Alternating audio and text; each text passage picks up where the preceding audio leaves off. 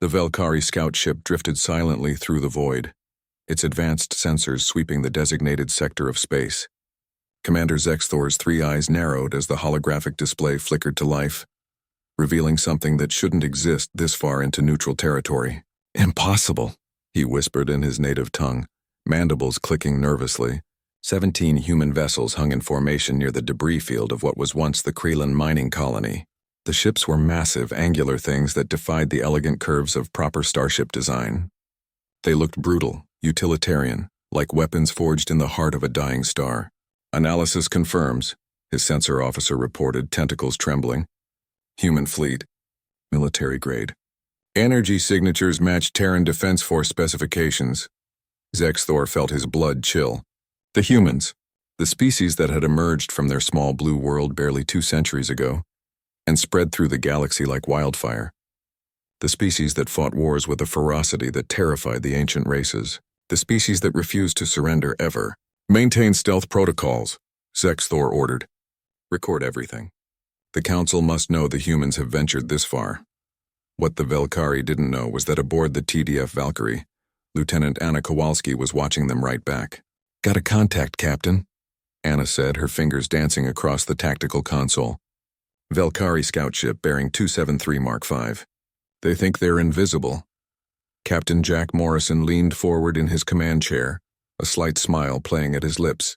At 35, he was young for a fleet captain, but his record spoke for itself. 3 major engagements, 0 ships lost. "How long have they been watching us?" Jack asked. "About 4 minutes," Anna replied, pushing a strand of dark hair behind her ear. "Their stealth tech is good, but our new gravitic sensors pick up the mass displacement. They can't hide from physics." Jack nodded slowly. The Velkari were information brokers, selling intelligence to the highest bidder. If they reported back to the Galactic Council about human fleet movements, it could complicate the diplomatic situation considerably. "Options?" he asked his bridge crew. "We could destroy them," suggested the weapons officer. "One shot, clean kill." "No," Jack said firmly. "We're not here to start a war." "Anna, what's their communication capability?" Anna's eyes widened as she understood his plan. "Their quantum relay has a range of about 50 light-years. If we could disrupt it, then they'd have to physically return to Velkari space to report," Jack finished. "Which gives us the time we need. Can you do it without permanent damage?" A grin spread across Anna's face. "Sir, I can do better than that. I can make them think they've been hit by something they've never seen before." She pulled up a subroutine she'd been developing in her spare time.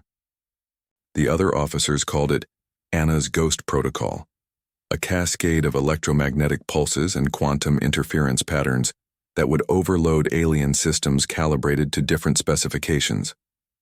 "Permission to make first contact a memorable one?" Anna asked. Jack's smile widened. "Light them up, Lieutenant." Anna's fingers flew across her console. The Valkyrie's specialized emitters powered up, and a precisely calibrated beam of energy lanced across space. Aboard the Velkari scout ship, every system went dark simultaneously. Zexthor's scream was cut short as life support flickered, then restored on emergency power. Displays showed only static. Navigation was offline, weapons were offline. Communications were completely dead. "Report," he shouted. "Everything's gone," his sensor officer stammered. "It's like we've been hit by an electromagnetic storm, but there's nothing on sensors. No weapons discharge, no energy signatures, nothing." In the darkness of the dying ship, Zexthor felt true fear. The humans had done this. Somehow, impossibly, they had reached out across the void and simply turned off his ship. No explosion, no dramatic battle, just shutdown. The emergency lights cast eerie shadows as his crew worked frantically to restore systems. It would take hours, maybe days, to repair the damage, and without the quantum relay they couldn't warn anyone. On the Valkyrie, Anna watched the scout ship drift helplessly. "All systems disrupted, Captain. They're on emergency power only. No permanent damage, but they'll be busy for a while."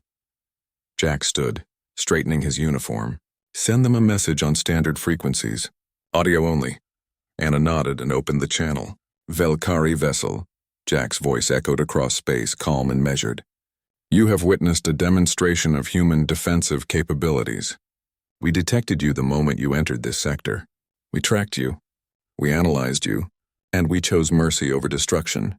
Return to your people and tell them this. Humanity does not seek conflict, but we will not be observed like specimens in a laboratory. The next time you point sensors at a human fleet, remember this moment. Remember that we showed restraint. Remember that we could have chosen differently. Safe travels, Commander Zexthor. Anna cut the channel, then looked at Jack with admiration. How did you know his name? I didn't, Jack admitted with a shrug. But their command structure is public information. Commander is the standard rank for scout vessels. I figured a personal touch would make the message more impactful. On the Velkari ship, Zexthor stared at the dead communications panel, Jack's words still echoing in his mind. The humans had known. They had known everything. And they had let him live. It was a message more terrifying than any weapon could deliver. As the human fleet jumped to hyperspace, leaving nothing but the faint shimmer of displaced gravity, Zexthor understood something the Galactic Council had been too proud to accept. Humanity wasn't dangerous because of their weapons or their ships.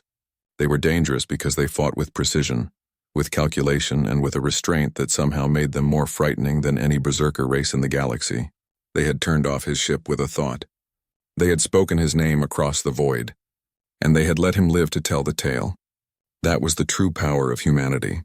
Not destruction, but the choice to show mercy when annihilation would have been easier. Commander Zexthor would indeed return to his people, and his report would change everything the galaxy thought it knew about the species from Earth.